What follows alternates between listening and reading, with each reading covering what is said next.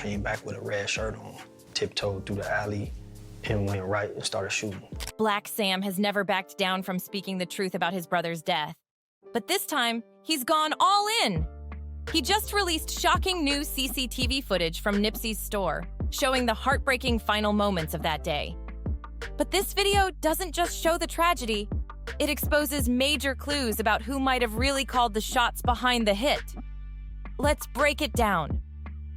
Black Sam dropped the footage everyone's buzzing about, taken from a nearby business facing the Marathon clothing store. In the clip, a man in a red shirt is seen creeping through an alley. We in the doorway. When Hustle pull up, we in the doorway. You're gonna see me with a hoodie on, and I got a pistol on me. You're gonna see one of the team members in the hoodie in the doorway with a pistol. That's protocol. Before stepping toward the storefront, like he's on a mission. Seconds later, shots ring out. Nipsey drops to the ground as terrified people scatter, running for their lives. What's even harder to watch is what comes next. The shooter stops, walks back, fires again, then brutally kicks Nipsey before taking off through the alley. Moments later, he jumps into a car driven by a waiting woman and speeds off like nothing. So it's Sunday, it's busy in there. Why the in there didn't follow the protocol? I wasn't there. Why they didn't follow it? Maybe they was around helping the customer, doing some customer service. This is what I'm thinking, trying to, transition into some legitimate, just selling clothes. But nobody was in the doorway. Nothing happened. For Black Sam and the Asghedom family, this video isn't just proof. It's pain on replay. It's a brutal reminder that someone they loved was caught without protection when it mattered most. And that cuts deep, because anyone who really knows the game knows. You never move like that when you've got influence, money, and respect in the streets. You always keep security close. That's how real ones move, tight, alert, disciplined. And the Asghedom family, they lived by that code. Normally, they ran their setup like a From my understanding, old boy walked up with no shirt on first to check the scene, because he know what's going on in that parking lot. And had a conversation, probably seen nobody was in the doorways, checked Hustle had on shorts, checked everybody else. Oiled machine, security on the doors, eyes watching every angle, ready for anything. But here's the tragic twist. On that one day, the day when the plan slipped, Eric Holder made his move. That reality hits hard, and you can hear it in Sam's voice every time he speaks about it. He knows deep down that if he had been there, or if the usual security routine had been followed, his brother might still be alive today. The pain in his words tells the whole story. It's not just grief, it's regret and frustration. Even people from left. They say came back with a red shirt on, tiptoed through the alley, and went right and started shooting. Now, if you're from the hood, if you understand gang politics and street codes, you know that the choice of a red shirt wasn't random. Number one, there's no red shirts in the hood. You can't buy no red shirt. No liquor store sell no red shirt. From LA, who were close to the situation, spoke out, pointing out how strange it was that no security was at the marathon that day. In the streets, everyone knows, a spot like that, connected to someone as respected as Nipsey, should always have protection. The fact that no one was strapped, that nobody even shot back when the attack happened, that's a serious red flag that something wasn't right. Number two, when it come through the alley with a red shirt, that's the throw off, or the Bloods did it, or the Inglewood families did it, or the BPS, that's the throw off, red shirt. Right. But Eric Holder wasn't just moving on impulse. This man was calculated. That's what makes the whole situation feel even darker. He wasn't guessing, he was planning. And get this, according to witnesses, before the shooting, he was seen walking around shirtless. So you ain't seen your partner in a while. You ain't seen your associate. Y'all grew up together. If you ain't seen your friend in a while, he push up on you. Hey, and Nipsey, it's floating around. Take care of it. Checking the area like he was running a scouting mission. That wasn't random.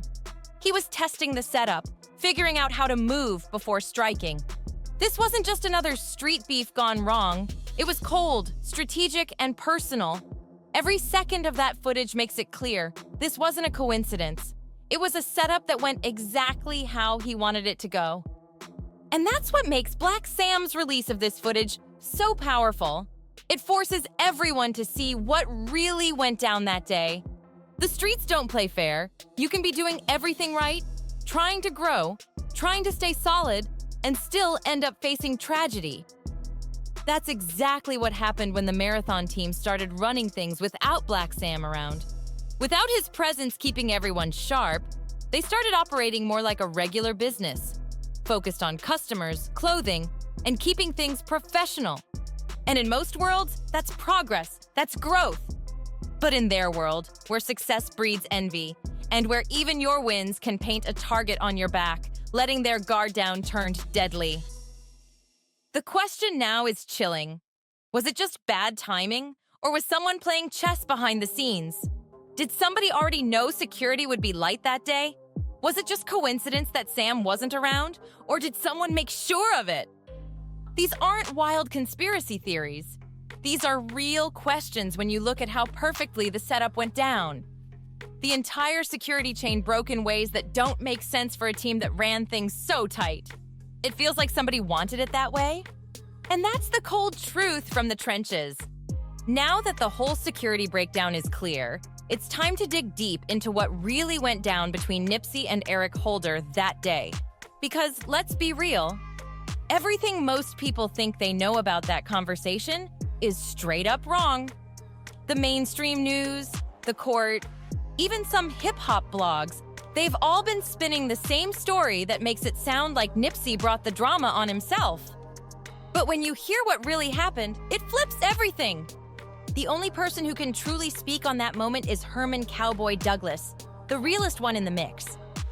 He was right there, standing beside Nipsey when every single word was said. Cowboy's got no agenda, no payout, no reason to twist the story.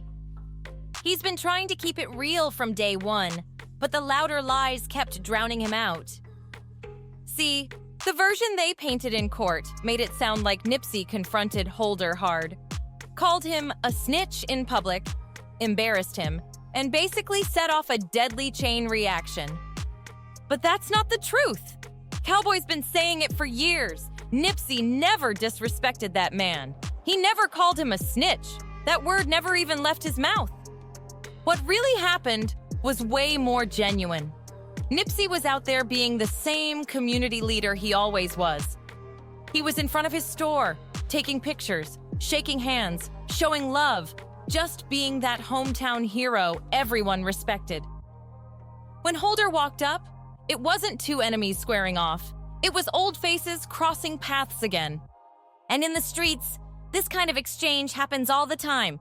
Older, more established dudes try to guide the younger ones, to warn them, to help them move smart, to keep them from making the wrong enemies.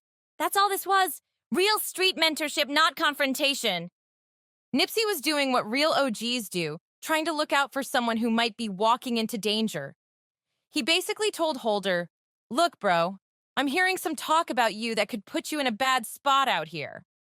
That's it. He wasn't exposing him or clowning him. He was trying to help him stay safe. Think about that. Nipsey was offering guidance, not disrespect. He was showing love, not calling him out. But somewhere between that real moment and what the public was told, the whole message got twisted into something ugly. And that's the heartbreaking part. What started as a conversation, meant to protect, turned into the story that took his life. Nipsey wasn't trying to tear Holder down. He was trying to lift him up, warn him, keep him from ending up in more drama. That's the truth Cowboy's been saying from the start. And once you hear it from him, you realize the story the world got fed was built on lies. This wasn't about ego, it was about community. Nipsey was doing what he'd always done, trying to bring peace, trying to uplift. But in a world where jealousy and rumor can twist even your best intentions, that same loyalty can cost you everything. Black Sam dropped some heavy truth when he revealed there were deep political tensions behind the scenes, real neighborhood power struggles. He explained that getting certain big-name collaborators safely in and out of the area wasn't easy, because not everyone liked the idea of Nipsey bringing high-profile outsiders into local turf.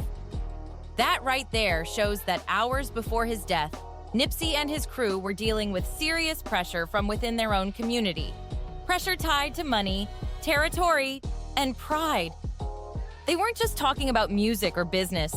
They were having intense conversations about security, loyalty, and how to move smart in a city where not everyone wants to see you win. Those weren't small threats either. These were potential dangers from people close to home, way deeper than anything Eric Holder could pull off on his own.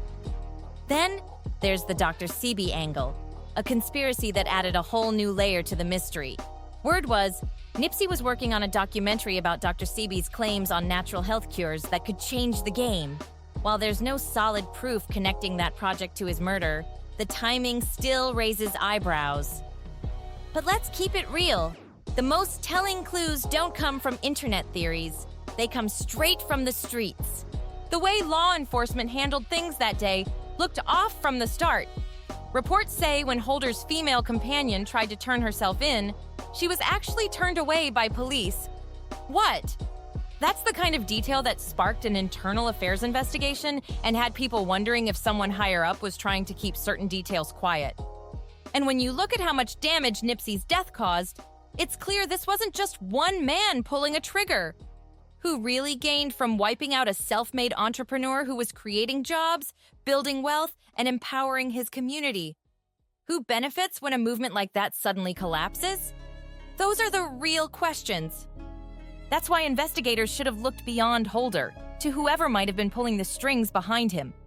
And the most suspicious part of it all? Holder's own behavior after the crime.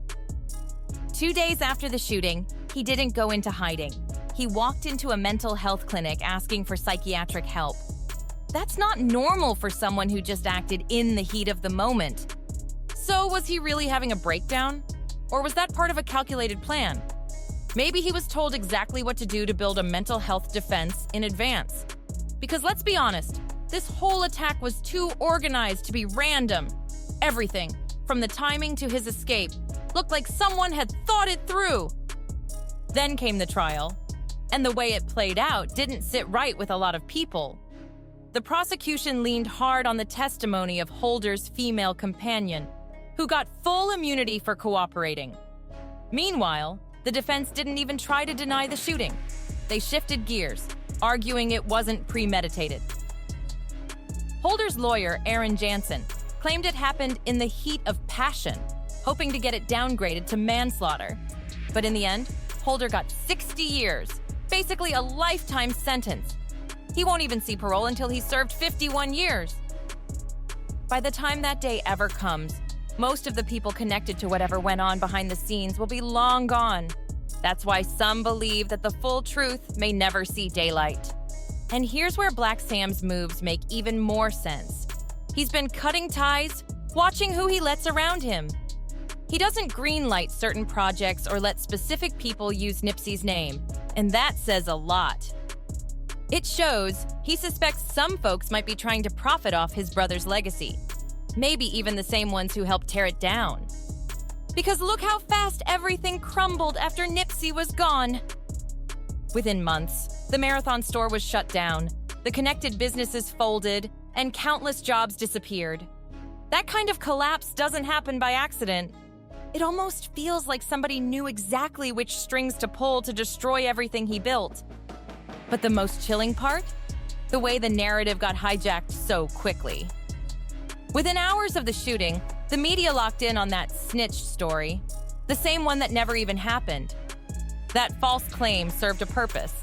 It painted the murder as typical street beef, not a targeted hit. It made Nipsey look like he brought it on himself, shifting focus away from the bigger forces at play. This story isn't just about one man's death. It's about how power, jealousy, and hidden agendas can twist the truth and bury the real story. Because once that false narrative took over, it became almost impossible to dig out the truth about what really went down that day.